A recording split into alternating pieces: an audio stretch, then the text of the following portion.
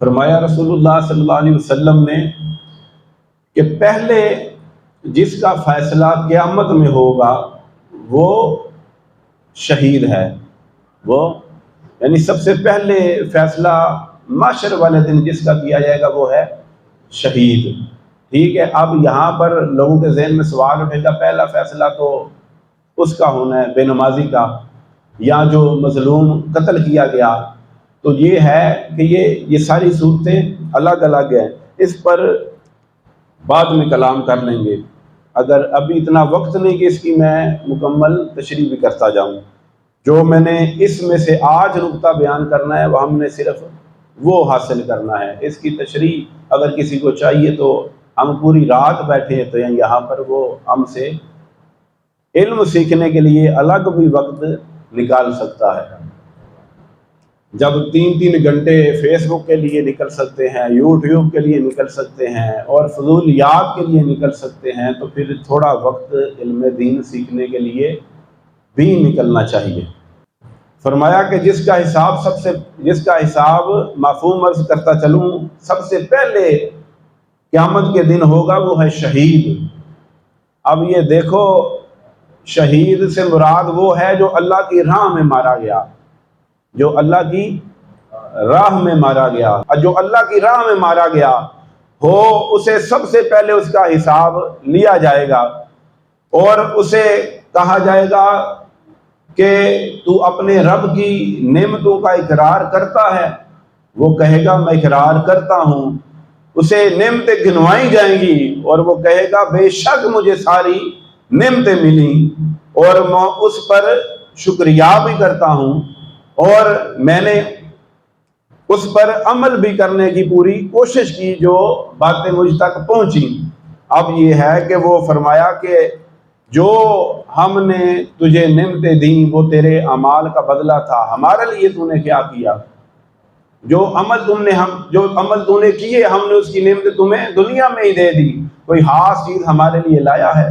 تو اس پر وہ کہے گا کہ میں تیری راہ میں جہاد کرتا رہا یہاں تک کہ میں شہید ہو گیا، میں نے جان دے دی تیری راہ میں، اس سے بڑھ کے میں کیا لاتا تیری بارگاہ میں کہ میں اپنی جان دے کے تیری بارگاہ میں حاضر ہوں۔ تو اس پر اسے کہا جائے گا کہ تو جھوٹا ہے، تو جھوٹا ہے۔ یہ محاسبہ کس قدر ضروری ہے، احباب ذی وقار غور کریں۔ کہا جائے گا کہ تو جھوٹا ہے، تو نے جہاد صرف اس لیے کیا کہ تیرا نام بن جائے، لوگ کہیں کتنا بہادر تھا، تیری واہ واہ ہو، اور وہ کر دی گئی، وہ دنیا میں کر دی گئی۔ اب حکم ہوگا کہ اس کو گھسیٹتے ہوئے جہنم میں پھینکو۔ اور اس پر مفتی احمد یحییٰ نعیمی علیہ رحمہ فرماتے ہیں کہ اس سے مراد یہ ہے کہ جیسے کتے کو گھسیٹ کے ایک ٹانگ سے پھینکا جاتا ہے، تذلیل کے ساتھ اس کو پھینکا جائے گا۔ یہ اس شخص کی بات ہو رہی ہے جو اللہ کی راہ میں جہاد کرتا ہوا مارا جائے، مگر خبر اس کے اندر جو ہو وہ صادق نہ ہو، یعنی کہ وہ اللہ کے رضا کے لیے اپنے آپ کو پیش کرنے نہ آیا ہو بلکہ اپنی مردانگی ثابت کرنے کے لیے، جوان مردی ثابت کرنے کے لیے آیا۔ تو ایسی جوان مردی کہ جس کا مقصود اپنی ہی ذات ہو، وہ اللہ کی راہ میں اگر اسے مارا بھی جائے پھر بھی داخلے جہنم۔ اور پھر فرمایا کہ اس پر اسے جہنم میں پھینک دیا جائے گا۔ اور پھر جس نے علم سکھایا، دوسرے نمبر جس نے علم سکھایا اور قرآن پڑھایا، جس نے علم سکھایا اور قرآن پڑھایا اور علم سیکھا، اس شخص کو لایا جائے گا، اسے اپنی نعمتوں کا اقرار کروایا جائے گا، وہ اقرار کر لے گا تو اس پر پوچھا جائے گا اب تو نے شکریہ میں کیا عمل کیا، تو نے شکریہ میں کیا عمل کیا؟ تو وہ عرض کرے گا کہ علم سیکھا، علم سکھایا، تیری راہ میں قرآن پڑھایا، تیری راہ میں قرآن پڑھایا۔ اب یہ غور کریں، جو گھر گھر جا کے قرآن پڑھا رہے ہیں، یا جو مدارس میں جا کے قرآن پڑھا رہے ہیں، یا جو مدارس میں پڑھا رہے ہیں، یا جو پڑھنے آ رہے ہیں، ان کے لیے لمحہ فکری ہے اور ہے یہ کلام مصطفیٰ کا۔ قرآن پڑھانے والے کو، علم سکھانے والے کو، علم سیکھنے والے کو بلایا جائے گا اور کہا جائے گا کہ اب جو ہماری نعمتیں تھی اس پر تو کیا شکریہ پیش کرتا ہے؟ تو وہ شخص کہے گا تیرے لیے قرآن پڑھایا کرتے تھے، تیرے لیے علم سیکھا، تیرے لیے علم سکھایا کرتے تھے، تو اس پر صدا آئے گی کہ تو جھوٹا ہے، تو قرآن اس لیے پڑھتا تھا تجھے قاری کہا جائے، تو علم اس لیے پڑھاتا تھا کہ تجھے عالم کہا جائے، اور وہ دونوں چیزیں تجھے دنیا میں دے دی گئیں، تجھے قاری بھی کہا گیا، تجھے عالم بھی کہا گیا۔ اب دفع ہو جا ہماری بارگاہ سے، اس بندے کو، اس عالم کو، قاری کو، اس طالب علم کو گھسیٹ کر جہنم میں ڈالا جائے گا۔ جو شخص مان کر بیٹھے نا، اسی کا بیڑا غرق ہوتا ہے، اسی کا۔ یہ مان کرنے والوں کی بات ہے، وہ ہم قرآن پڑھاتے ہیں جی، ہم علم سکھاتے ہیں جی، ہم مجاہد ہیں جی، پھر اس بندے کو بھی اس آگ میں پھینکا جائے گا اور اوندے منہ کھینچ کے گھسیٹ کے پھینکا جائے گا۔ اس بے عمل قاری کی، اس بے عمل حافظ کی یہ سزا ہے کہ جس نے علم واہ واہ کے لیے حاصل کیا تھا۔ یہ جہاد کرنے والوں کا حال، قرآن پڑھنے والوں کا حال، عالم کا حال، عالم کا حال۔ تو اس کے بعد دیکھو کہ جو زکات دینے والے ہیں، نماز پڑھنے والے ہیں، چھوٹی نیکیاں کرنے والے ہیں، وہ کس کھاتے میں ہوں گے؟ جب یہ بڑے بڑے نہیں بخشے جائیں گے تو چھوٹے اعمال والے کہاں سے بخشے جائیں گے؟ جب عالم پکڑا جائے گا، غیر عالم کیسے بچے گا؟ جب قاری پکڑا جائے گا، غیر قاری کیسے بچے گا؟ اس کے متعلق بھی غور کرو۔ یہ بڑے بڑے پکڑنے سے مراد یہ ہے کہ پکڑے چھوٹے بھی جائیں گے۔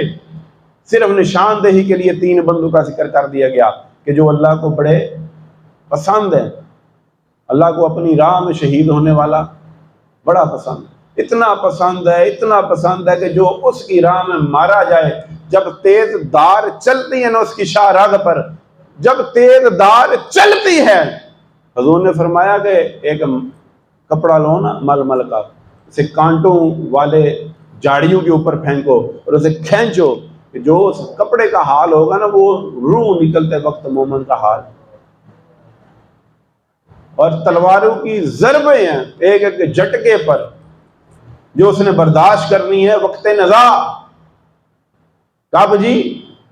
وقت نزا جب اس نے وہ ضربیں برداشت کرنی ہے۔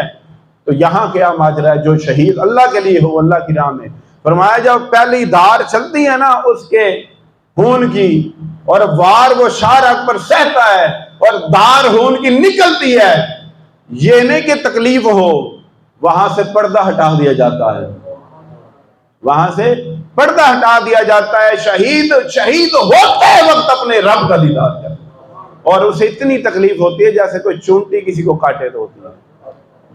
یہ مجاہد کی تکلیف کا حال ہے کہ چونٹی جتنی کاٹ رہی ہے ویسی صرف تکلیف ہے۔ اتنی آسان موت اور اتنی لذت والی موت جناب علی۔ اور جو سفر کرتے ہیں سمندروں میں، جہاد کرتے ہیں، بحری بیڑوں پر سفر کرتے ہیں، ان کی تو روح رب خود قبض فرماتا ہے۔ حدیث ہے کہ جو سمندری جہاد کرتے ہیں ان کی روح، ان مجاہدوں کی روح رب خود قبض فرماتا ہے۔ یہ ان کا اعزاز ہے۔ دیکھو مرن دی بھی چاہ ساہی کے نہ آئی، مارن والا خود ہی روح قبض کرے اور کردیاں ہویاں اپنا دیدار بھی کرا دے۔ سبحان اللہ۔ جس کے لیے تو مر رہا ہو، جس کے لیے تو جان دے رہا ہو، جس کی محبت میں جان چھوٹی محسوس ہو، وہ دلربا، وہ محبوب یکتا، وہ تیرے سامنے ہو، پھر خدا کی قسم موت کا ہر جھٹکا لذت دیتا ہے۔ موت نہیں بلکہ محبوب سے ملاقات کا ایک ذریعہ بن جاتا ہے۔ تیسرا شخص جو رب کو بہت پسند ہے، اتنا پسند ہے کہ اس شخص کو رب اپنا دوست بنا لیتا ہے۔ جو اس درجے سے گر جائے، اس کی مخالف سمت چلا جائے، اللہ اسے پسند ہی نہیں کرتا، وہ ہے سخی، سخاوت کرنے والا۔ پھر اسے لایا جائے گا، کسے جی؟ جس کو رب نے بڑا مال دیا، وسعت دی، اسے بلایا جائے گا، نعمتوں کے اقرار کروایا جائے گا، وہ اقرار کرے گا، کہا اس کے شکریہ میں تو نے کیا کیا؟ تو وہ کہے گا مالک کوئی جگہ نہیں چھوڑی میں نے جہاں مال نہ خرچ کیا ہو تیرے لیے، کوئی جگہ نہیں چھوڑی جہاں مال نہ خرچ کیا ہو تیرے لیے، جتنا مال تھا ہر جگہ پہنچ کر خرچ کرتا تیرے لیے۔ تو اس پر اسے کہا جائے گا کہ تو جھوٹا ہے، تو جھوٹا ہے، تو نے مال اس لیے خرچ کیا کہ تجھے سخی کہا جائے، تجھے سخی کہہ دیا گیا، تجھے دنیا دار سخی کہتے تھے، تو لہٰذا اس بندے کو بھی اوندے منہ گھسیٹتے ہوئے، یہ سمجھتے نہیں ہے ایک صورتحال کیا کہ جب کوئی جانا نہ چاہے اسے کھینچیں، یہ تذلیل کی علامت کو کھینچتے ہوئے پھر جہنم میں پھینکا جائے گا۔ اس میں کون ہے جی؟ سخی، عالم اور مجاہد، یہ تین بندے۔ جب یہ تین بندے نہیں بچے، اس کے بعد میں اور تو کسی کھاتے میں نہیں، اسی تو کسی تو پھر کسے کھاتے ہی نہیں۔ اگر یہ تین بڑے بڑے جناب اجلے آندے جلے برج ہی ڈگ پین بڑے بڑے تے چھوٹے آندا کچھ نہیں بنتا۔ اللہ والو اس لیے صوفیاء کہتے ہیں محاسبہ، رات کو جب بیٹھتے ہو محاسبہ کرو، اپنے اندر دھیان ڈالو، غور کرو، جو روزانہ نیکیاں کی ہیں ان پر نظر کرو، کس نیکی میں کتنی ریا تھی، اس سے توبہ کرو۔